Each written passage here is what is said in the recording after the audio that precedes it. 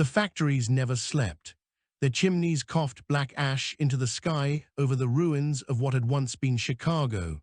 The horizon was veiled in haze, the sunlight a pale smear trying to push through soot and toxic vapors. Rows of men and women trudged under the gaze of the overseers, each one bent beneath the weight of alloy crates, their steps dictated by the pulse of an alien drumbeat that echoed across the yards. The beat was not sound alone. It resonated in the chest, in the skull, in the marrow, each throb a reminder of the power that ruled them. The Vaya Dominion called it the harmony of order. Humanity had another name for it, the chains of silence. Commander Elias Rourke no longer wore the title that once meant something. He was just another worker now, his body marked by scars from battles that had been scrubbed out of history. The overseers made certain of that. Each scar was a reminder of defiance, but also of failure. The Dominion did not simply conquer, it erased. He kept his head down as he crossed the slag yard, the acrid sting of molten metal burning in his lungs. Around him, men and women avoided eye contact, their faces blank, their eyes dulled. That was the Dominion's greatest weapon, not the plasma rifles or the orbital bombardments, but the suffocating fog pressed upon human minds. The Vaya had grafted something into the very atmosphere, a psychic pressure that muted creativity and suppressed rage.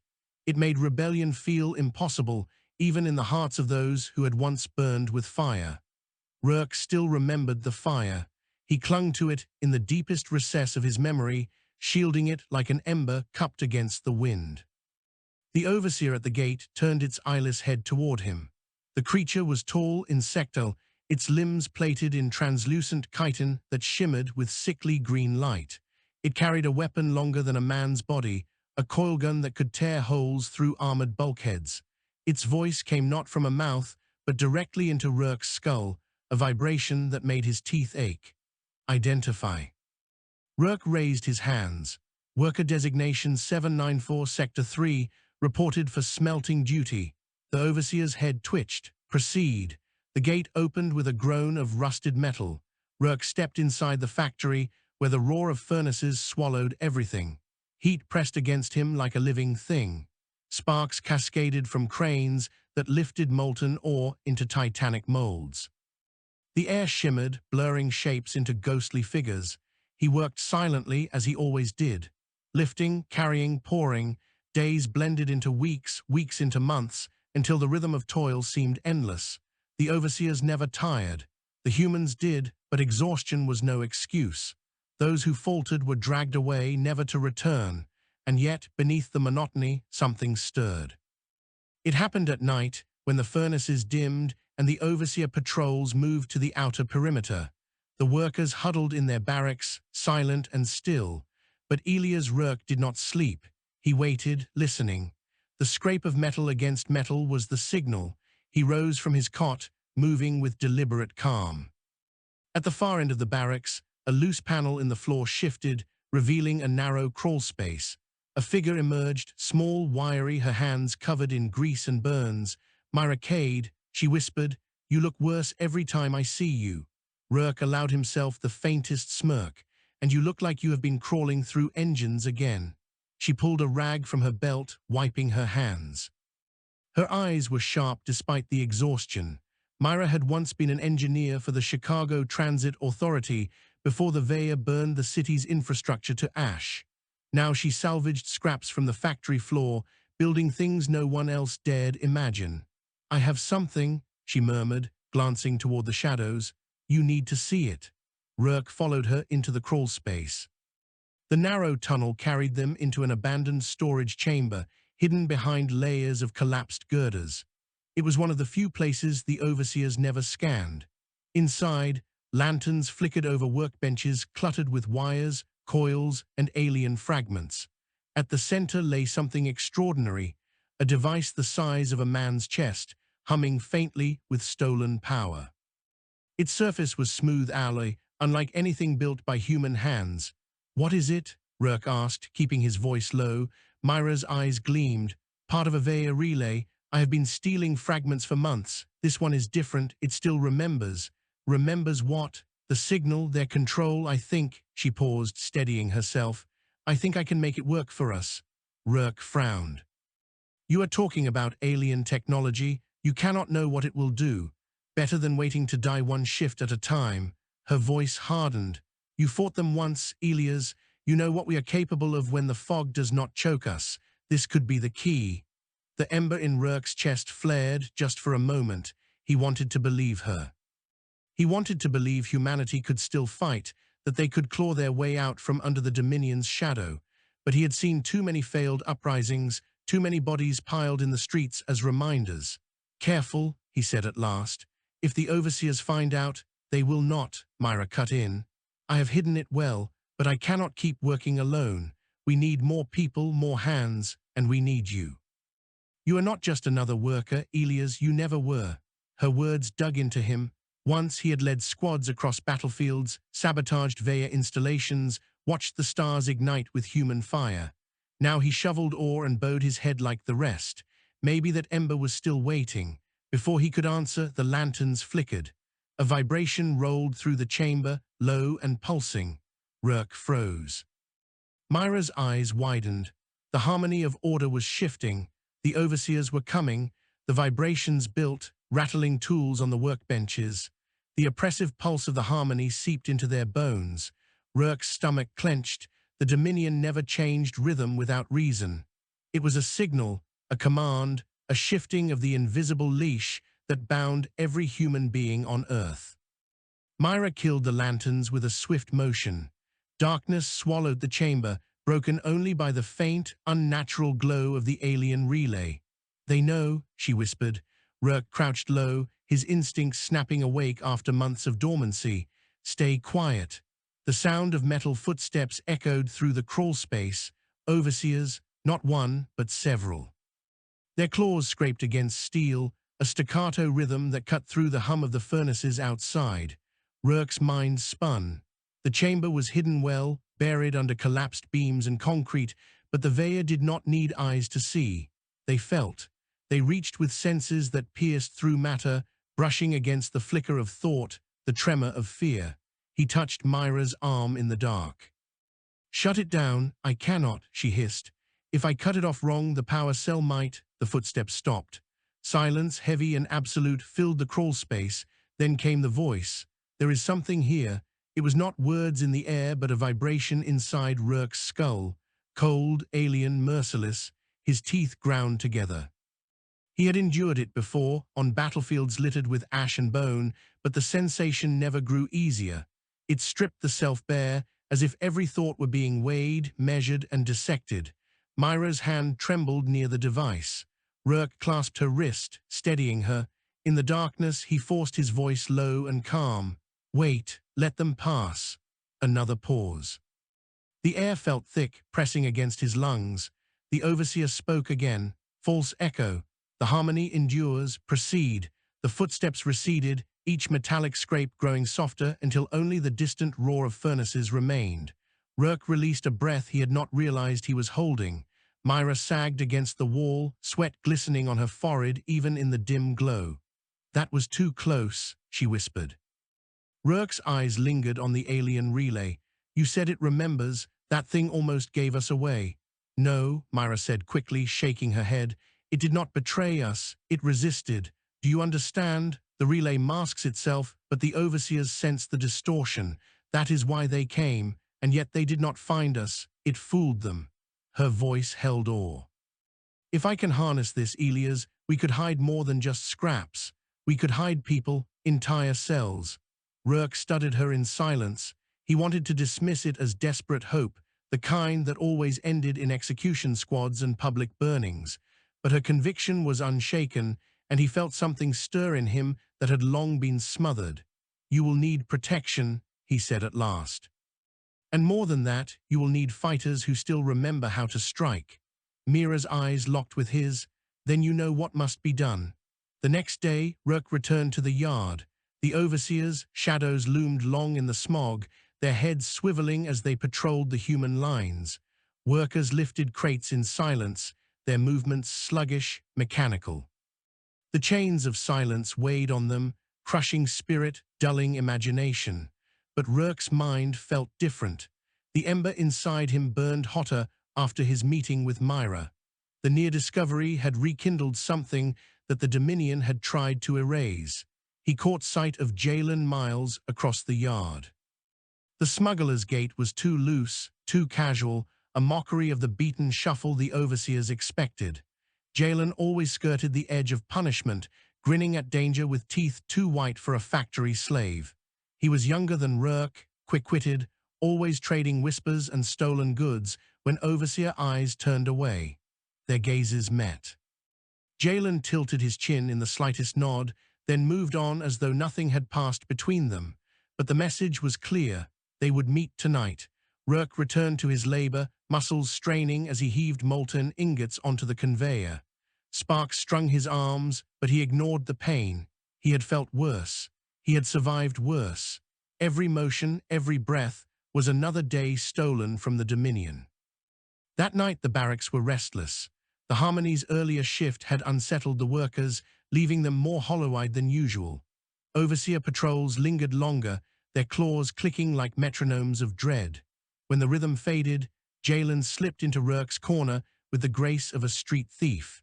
He smelled faintly of oil and ozone, evidence of his forays into the machine yards. "You look like hell," Jalen said softly, crouching beside him, "but then you always do." Rourke gave him a hard look. "Why are you here?" "Because you are dangerous when you start thinking again." Jalen's grin was sharp. "And I hear whispers you have been seen skulking with Myra Cade. That woman plays with fire. I like fire." Rourke's hand shot out, gripping Jalen's collar. "Keep your voice down." Jalen raised his palms in mock surrender, though his smile never faded. "Relax, Commander. No one is listening. They are all too busy trying not to dream." The title made Rourke's chest tighten. It had been years since anyone had called him that. Years since the word carried any weight. Jalen leaned closer. "Tell me I am wrong. Tell me you are not planning something." Rourke hesitated. The ember burned hotter, threatening to blaze. Myra's words echoed in his mind. "We need you." He released Jalen, voice low. "Not yet, but soon." Jalen's grin widened. "That is all I needed to hear." Outside, in the choking sky, Veya ships drifted like vultures. Their hulls gleamed with the same translucent chitin as their overseers, pulsing faintly with green veins of energy. The harmony radiated from them, pressing down on the city like a weight. But deep beneath the factories, in a forgotten chamber lit by stolen lanterns, a human engineer bent over a stolen alien relay. Sparks flew as she worked, her hands steady despite the danger. And for the first time in many years, Elias Rourke dared to imagine a world where the sky was free. The overseers grew restless. For 3 nights in a row, their patrols lingered outside the barracks long after curfew, claws scraping the metal doorframes in slow, deliberate rhythms. The workers lay stiff on their cots, eyes wide, breaths shallow. The Dominion's presence pressed harder, the Harmony's vibrations heavier, as if suspicion itself had been folded into the air. Elias Rourke lay awake, staring at the ceiling. Each pulse of the alien rhythm made his skull ache, but beneath the weight of it, he felt something that had been absent for years. A current, an edge. His mind no longer drifted like a husk through endless days. Myra's device had sparked him back to himself. He rolled silently from the cot and slipped into the crawl space. Jalen was already there, crouched with a smirk that gleamed in the dim light. "You are getting slow, Commander," Jalen whispered. Rourke ignored the jab. "She is waiting, always." They followed the narrow passage until it opened into the hidden chamber. Myra was bent over the alien relay, sweat streaking her temple, strands of black hair clinging to her face. The glow of the device pulsed with eerie light, synchronized to some rhythm neither human could hear. "You are late," she said without looking up. Rourke folded his arms. "What have you found?" Mira tightened a coil, sparks leaping as she connected it to a human battery salvaged from the machine yards. The relay thrummed louder, like a heart quickening. "This is not only a relay," she said, voice taut with concentration. "It is part of their lattice. The Veya connect everything, patrols, ships, overseers through this psychic web. That is how they always know where we are, how they cut us off before we can organize. This fragment was damaged, but it still listens. And if it listens, her hand brushed the surface, and the light shifted, flickering. It can speak. Jalen whistled low. You are saying you can talk to them? No. Myra shook her head. Not talk, but mask. Imagine shouting in a storm. The wind steals the sound, twists it, carries it away. That is what this can do. It can make the Dominion deaf, at least in small places. Rourke felt the ember in his chest burn hotter. You tested it? Last night, Myra said. I stood beside an overseer with a stolen blade in my boot. It did not sense a thing. The chamber fell silent. Jalen's smirk faltered, his bravado tempered by awe. Even Rourke felt his throat tighten. The Dominion's awareness was suffocating, omnipresent, crushing every attempt at rebellion. And now perhaps here was a crack in their armor. Myra looked up at them, her eyes blazing. Do you understand? For the first time in 2 decades, we can hide from them. We can plan. Rourke leaned closer. Then we need more than just whispers. We need weapons, fighters, a network. Jalen rubbed his chin. I know people, smugglers, scavengers, folks who already bend the rules for scraps. Give them a real chance to strike and they will follow. Mira's voice sharpened. We cannot rush this. If the overseers suspect, they will scour the city to ash. We have to move carefully. Careful does not win wars, Rourke said. Reckless ends them before they begin, she shot back. The two locked eyes, tension crackling in the dim chamber. Jalen chuckled, trying to cut the weight. And here I thought I was the hothead. Listen, both of you, we have the spark. That is enough for now. Let us see if it catches flame before we burn down the world. Rourke exhaled, forcing calm. Myra was right, rash action would doom them, but his blood stirred with a need long denied. He would not let humanity rot another generation in chains. We start small, he said at last. Jalen, find those you trust. Myra, refine the relay. If it works, we will need more. Tonight we begin to plan, but soon we begin to strike. The first chance came sooner than they expected. 2 nights later, an overseer transport landed in the slag yards. Its chitin hull gleamed under the furnace glow, veins of green light throbbing as it settled on massive legs. Workers were herded into rows, eyes downcast, as the overseers disembarked. They carried crates sealed with Dominion glyphs. Weapons, Rourke realized. Shipments bound for the outer colonies. The thought gnawed at him, all shift. Humanity had bled on those colonies, fighting wars not their own. To watch the overseers stockpile more arms was a cruelty he could not swallow. When the patrols thinned that night, Jalen found him in the barracks. I saw you staring at those crates, the smuggler whispered. You want them. Rourke did not deny it. Can you get us close? Jalen's grin returned, bright and sharp. Commander, if you ask nicely, I can get us inside the overseer's own nest. Mira was less amused when she heard. It is too soon, she snapped. We are not ready. We will never be ready if we wait forever, Rourke said. The chamber shook with their voices until finally Myra pressed her palms to her eyes. Fine, 1 crate, but if we are caught, we will not be, Jalen said with a wink. Rourke rested his hand on the hilt of a jagged blade he had hidden months ago. His pulse beat fast, hot, alive. The ember was no longer just an ember. For the first time in years, Elias Rourke was preparing for battle. The slag yards were a graveyard of fire and steel. Piles of discarded alloys smoldered beneath the night sky, smoke curling upward to blur the overseer patrols that prowled the ridges. Their silhouettes loomed tall and insectal, weapons clutched close to their armored bodies, the faint green glow of their eyes sweeping across the dark. Rourke crouched in the shadow of a half-collapsed crane, the heat of cooling slag rising around him. Jalen knelt beside him, grin sharp in the dim light, while Myra crouched on his other side, her jaw clenched tight as she cradled the alien relay device against her chest. The overseer transport squatted in the center of the yard, its hull a living thing of translucent armor plates. The glyph-marked crates were stacked neatly beneath it, guarded by 2 sentries whose claws twitched with mechanical rhythm. We should not be doing this, Myra whispered. You are the one who said it can mask us, Rourke murmured back. Now we find out if you were right. Mira glared, but she set the relay down between them. The device pulsed with a soft light, vibrating faintly against the steel ground. For a moment, the harmony pressed against Rourke's skull, an unbearable weight, then it flickered muffled as though a wall had been raised around them. His breath caught. Jalen grinned. "Well, I will be damned, we are ghosts." "Do not push it," Myra warned. Sweat dotted her brow as she adjusted dials and coils. "The mask is fragile. If we get too close or move too quickly, then we end up gutted," Rourke finished. He drew his jagged blade from beneath his jacket, the crude steel a far cry from the sleek alien weapons they hunted, but sharp enough to spill blood. "Stay low, follow my lead." They crept from shadow to shadow, moving between slag heaps and broken machinery. The relay's pulse shimmered in the air around them, cloaking their presence. Rourke's heart hammered as they closed in on the transport. The overseers remained still, heads tilting in mechanical arcs, unaware of the humans slipping closer. At the edge of the yard, Rourke signaled for them to stop.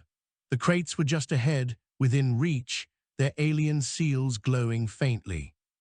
Jalen's fingers twitched with eagerness. "I will get us one," Jalen whispered. He darted forward before Rourke could stop him, sliding across the ground to crouch behind the nearest stack. His hands worked quickly, producing a crude tool from his belt. Sparks spat as he tampered with the glyph lock. Myra's hands tightened on the relay. The glow faltered, then steadied again. Her teeth sank into her lip. Rourke's eyes flicked between Jalen and the overseers. The sentries stood less than 20 paces away. If the mask broke for even a breath, the yard would be bathed in gunfire. The glyph lock hissed, releasing with a soft pop. Jalen exhaled in triumph and cracked the crate open just enough to peek inside. His eyes went wide. "Rifles," he mouthed. "Whole case of them." Rourke felt heat surge in his chest. Human hands on Dominion rifles, that alone could turn whispers of rebellion into a storm. But before Jalen could close the crate, one of the overseers twitched. Its head swiveled unnaturally fast, green light flashing from its eyeless face. The harmony pulsed louder, stabbing into Rourke's skull. Myra gasped, the relay sparking in her arms. "It senses us." The overseer stepped forward, weapon raised. Its voice drilled into their minds. "Distortion. Reveal." Rourke lunged from cover. His blade sank deep into the overseer's throat before it could finish the thought. A spray of luminous fluid splattered across the slag. The alien convulsed, claws thrashing, before collapsing with a screech that echoed across the yard. The second overseer spun, weapon charging. "Now," Rourke roared. Jalen grabbed one of the rifles from the crate. The weapon whined as it powered to life, alien runes glowing along its length. Without hesitation, Jalen fired. A bolt of green energy ripped through the second overseer, blowing its torso apart in a burst of light and chitin. Silence followed, then the harmony shifted again, a rising alarm that reverberated through the night. "They know," Myra cried. "We have seconds before the others converge." "Grab what you can," Rourke shouted. He hauled a rifle from the crate and slung it over his shoulder, shoving another into Myra's hands despite her trembling protest. Jalen grabbed two more, grinning like a madman. The relay's glow sputtered, nearly collapsing. Myra gasped, sweat dripping down her temples as she fought to stabilize it. "It is breaking. I cannot hold." Rourke seized her arm. "Then we run." They sprinted into the slag field, weapons clattering, the stolen relay tucked against Myra's chest. Behind them, the transport erupted with shrieks as overseers poured out, their claws glinting in the furnace light. Bolts of plasma seared the air, striking slag heaps and showering sparks. Rourke dove behind a rusted girder, dragging Myra with him as a bolt scorched the ground where she had been. Jalen slid in beside them, rifle blazing, laughter wild. One overseer fell, its body dissolving in green fire, but more were coming, too many.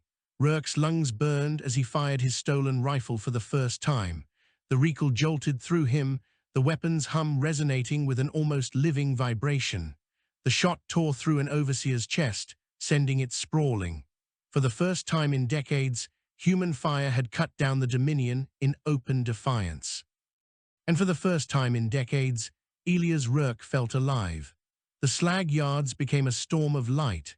Bolts of plasma streaked through the smoke, turning broken machines into molten wrecks. The ground shook beneath the weight of overseer reinforcements pouring from the transport, their claws flashing as they advanced in perfect formation. The Harmony's alarm keened louder, drilling into Rourke's skull until his vision swam. "Move," he barked, dragging Myra to her feet. She clutched the relay tight, its glow flickering with every pulse of the alien rhythm.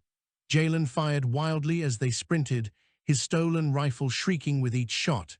He laughed between bursts, reckless and fearless, until Rourke grabbed his arm and shoved him forward. "Save it for when they are closer, damn you," they wove through the slag heaps, ducking blasts that scorched the ground around them. Sparks rained as one bolt struck a crane, sending its rusted frame toppling into the path of their pursuers. The crash bought them seconds, no more. "Tunnel," Myra gasped, pointing toward a maintenance shaft at the far end of the yard. Its grate was half buried in rubble, but Rourke recognized it, the same network of tunnels they used to reach the hidden chamber. "Go," Rourke shoved her ahead. Myra dropped to her knees and tore at the grate with frantic strength. Jalen crouched beside her, firing back at the advancing overseers. Two fell, bodies crackling with green fire, but more pushed over the wreckage, their voices clawing into human minds. "Surrender, submit, silence." The words pressed against Rourke's will, cold and suffocating. He snarled and fired again, the rifle's hum rattling his bones. An overseer shrieked as its head exploded in a spray of luminous ichor. The grate screeched free. Myra shoved the relay inside, then scrambled through. Jalen followed with a reckless grin, still clutching two rifles. Rourke fired a last volley, then hurled himself after them just as a blast seared the ground at his heels. He slid down the tunnel into darkness, the smell of smoke and alien blood thick in his nostrils. Behind him, overseer claws raked against steel, but the humans were already gone, swallowed by the labyrinth beneath the city. They did not stop until the Harmony's shriek faded into a distant hum. The tunnels echoed only with their ragged breaths, and the faint pulse of the relay clutched to Myra's chest. Jalen collapsed against the wall, laughing between gasps. "Did you see their faces? Did you see? We carved them up, Commander." He kissed one of the rifles, green light glimmering along its barrel. "This is it. This is the beginning." Mira glared at him, though her hands shook too much to hide. "We nearly died. Do you understand? If the relay had failed, if even one overseer had sensed us sooner." "But it did not," Rourke said. His voice was steady, cold. He looked down at the rifle in his hands, at the alien weapon that now hummed with stolen purpose. His fingers curled tight around the grip. "We struck them, and we lived." For a long moment, none of them spoke. The only sound was the distant groan of the city above, the eternal roar of furnaces. Then Rourke raised the rifle, its green light casting harsh shadows across his scarred face. "This is no longer about surviving another day. We have weapons, we have a mask, and we have each other. The Dominion will bleed for what it has done." The ember inside him blazed. After years of silence, Elias Rourke's war had begun again.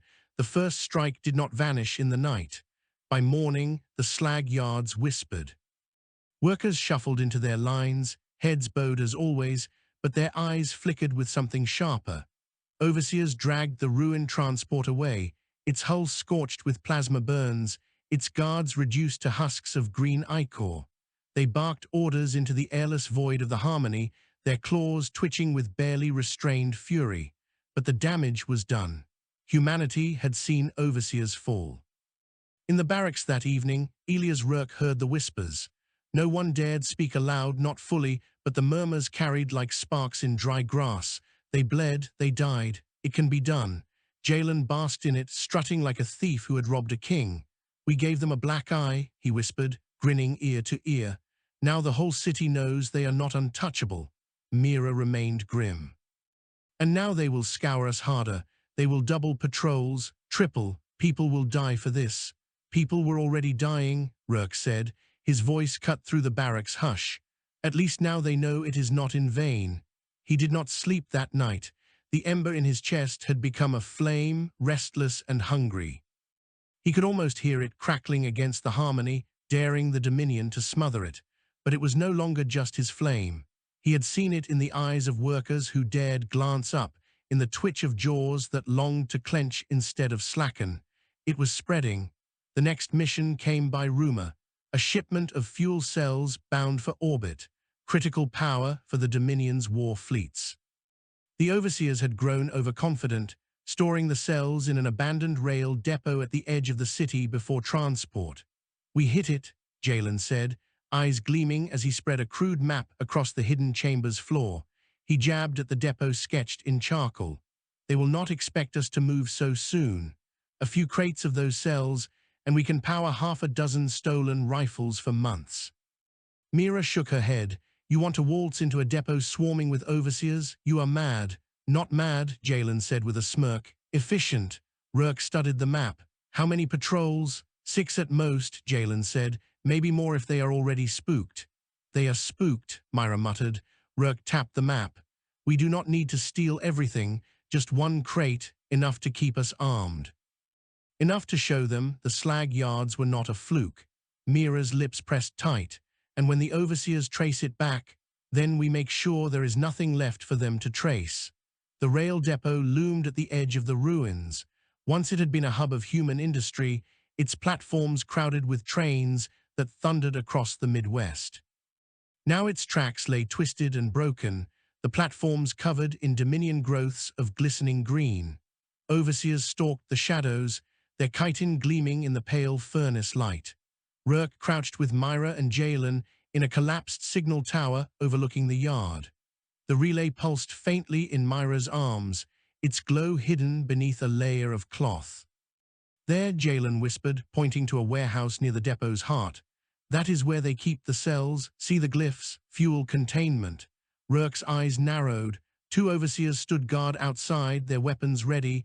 More patrolled the yard in slow circuits. He counted 6. Jalen's guess had been right, but there could always be more inside. "We need a distraction," Rourke said. Jalen's grin spread. "I was hoping you would say that." Minutes later, a fire erupted on the far side of the depot. One of the slag-fueled barrels Jalen had rigged went up in a column of smoke, the explosion rattling rusted girders. Overseers shrieked, their heads snapping toward the blaze. 2 peeled away, claws clicking as they moved to investigate. "Go," Rourke hissed. They slipped down the tower and into the yard, weaving between derailed train cars. Myra clutched the relay, sweat dripping as its pulse thickened to cloak them.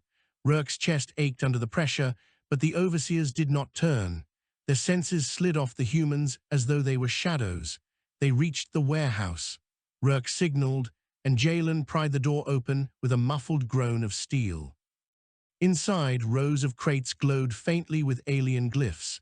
The air hummed with power. Myra's eyes widened despite herself.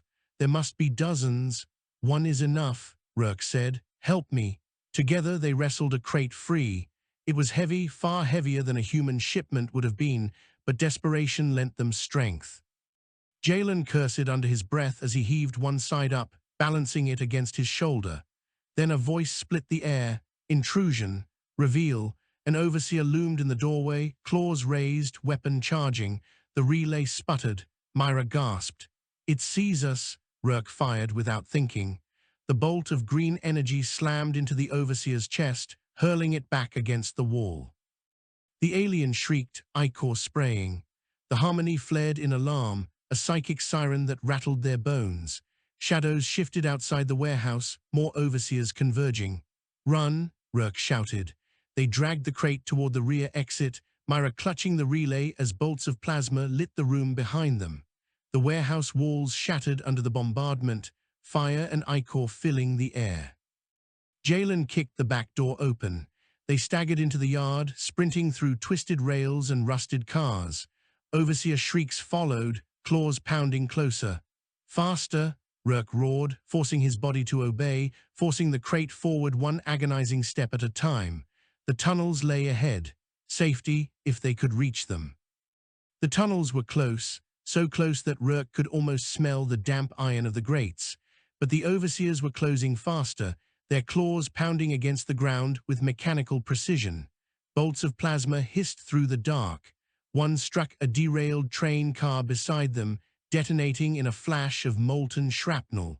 Metal fragments peppered Rourke's arm. He grunted, but did not slow. The crate of fuel cells threatened to crush him with every step, yet he forced his body onward. "Cover them," he barked. Jalen skidded to a halt, spinning with a wild grin. He leveled his stolen rifle and unleashed a storm of green fire. The weapon shrieked with power, bolts ripping through the smoke to tear into the advancing overseers. One collapsed in a spray of ichor, another staggered back, claws twitching. "Ha!" Jalen shouted, his laughter echoing through the yard. "How do you like that, you bastards? Do not stop moving," Myra screamed. The relay flickered in her hands, its glow stuttering as if straining against the harmony's crushing alarm. The grate came into sight, a rusted opening half buried beneath rubble. Rourke's lungs burned, every step agony, but he refused to falter. He shoved the crate forward and dropped to one knee, wrenching the grate loose with raw strength. It clanged against the stone. "Inside," he ordered. Myra slid down first, clutching the relay tight. Jalen fired a last volley before tumbling in after her. Rourke heaved the crate into the opening, its edges grinding against stone, and shoved it down into the dark. Then he followed, dropping into the tunnel just as a blast seared the grate above. The air filled with smoke and echoes of alien shrieks. Claws raked against the stone above them, but the humans were already crawling deeper into the labyrinth. The tunnels twisted beneath the city, a maze of forgotten maintenance shafts that only the desperate ever risked. Rourke dragged the crate on raw willpower alone. His muscles screamed, but he refused to stop until the shrieks faded into silence. Only then did he collapse against the tunnel wall, sweat soaking his shirt, lungs heaving like bellows. The crate thudded beside him. The relay's glow steadied in Myra's arms, no longer sputtering. For a long moment, no one spoke. The three of them sat in the dark, trembling with exhaustion, listening to the faint hum of the fuel cells inside the crate. Then Jalen started laughing. It was wild, breathless, but full of triumph. "We did it. By all the gods and ghosts, we actually did it." He slapped the crate with both hands. Enough power to light up half the city or melt a squad of overseers into puddles. Mira leaned back, eyes closed, her voice hoarse. "You are both insane. I should never have followed you into this." But Rourke heard the note beneath her words: relief, awe, and something else she could not admit: hope. He looked at the crate, at the stolen prize gleaming with alien power, and felt the flame in his chest roar higher. This was no longer survival. This was momentum. He lifted his head, voice steady despite his exhaustion. "This is the second strike. The first was fire. The second is power. The next will be blood. We are not ghosts anymore. We are a shadow on their throat." Jalen grinned, eyes burning. Myra shook her head, but even she did not argue. For the first time in 20 years, humanity was not only enduring, they were fighting back. The first sparks spread faster than anyone expected. In the days after the depot raid, overseers flooded the city. Patrols doubled, then tripled, their claws echoing through every street and factory floor. The harmony pulsed heavier, a suffocating rhythm that left men and women clutching their heads, unable to sleep, unable to dream. Public executions returned in force, workers dragged into the squares and torn apart beneath the Dominion's cold green light. And yet the whispers did not die. They multiplied. Rourke saw it in the barracks, in the yards, in the factory lines. When overseers passed, heads still bowed, but eyes no longer dulled. The silence was breaking. Jalen basked in it, grinning as he traded smuggled scraps for news. "They are saying whole patrols have gone missing in the southern sector. Somebody hit a convoy in the ruins near Detroit. Word is, the overseers bled all night." Mira frowned. "Not us. Not us," Jalen agreed. His grin widened. "Which means we are not alone." Rourke's jaw tightened. The ember in his chest flared at the thought. Others were striking, others were fighting, and if they could be united, he clenched his fist. That was the beginning of something the Dominion could not smother.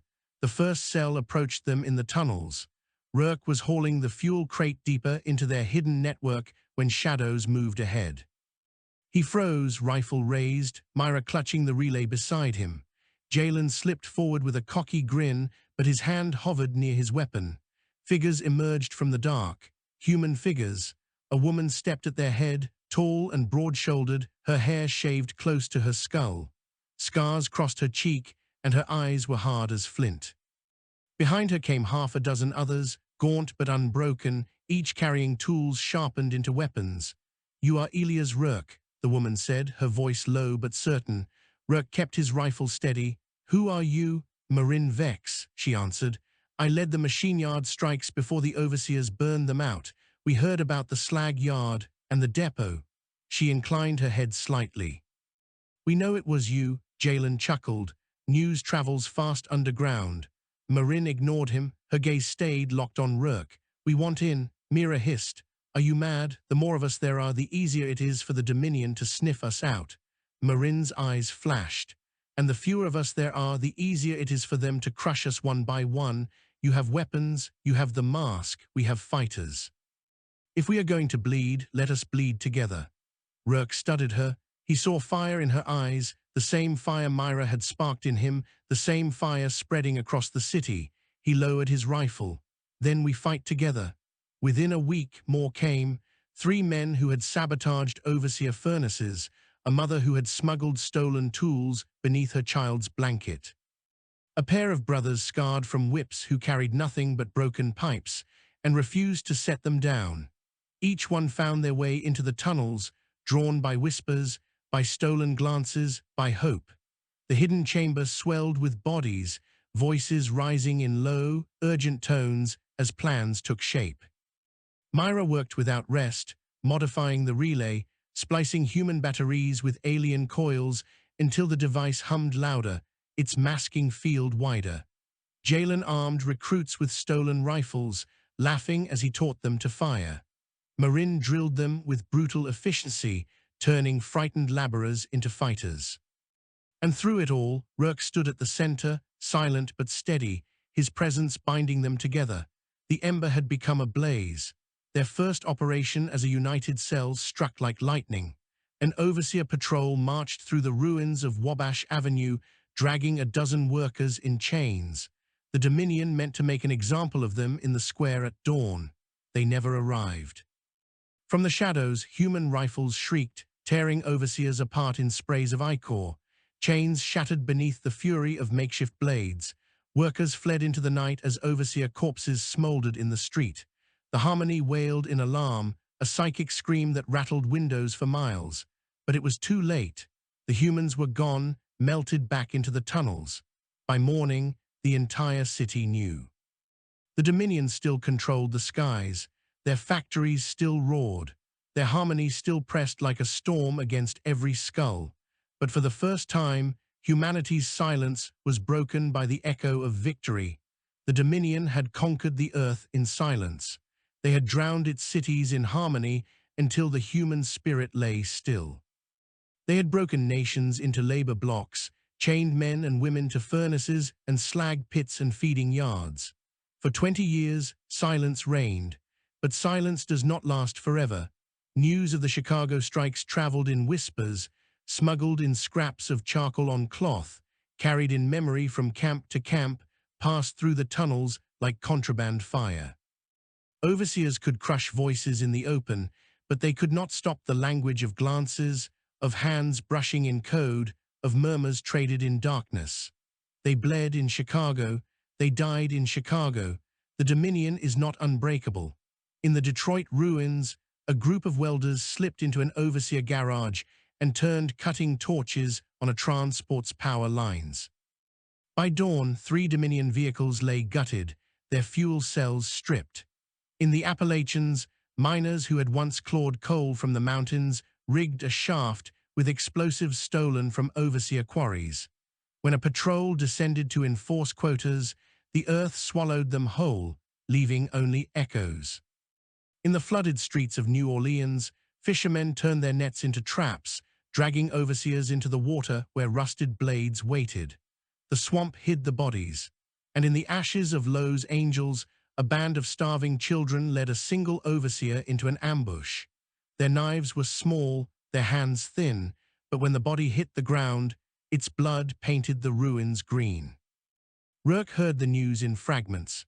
Smugglers brought word into Chicago's tunnels, their voices trembling with awe as they described fires in Detroit, collapses in the mountains, ambushes in the swamps.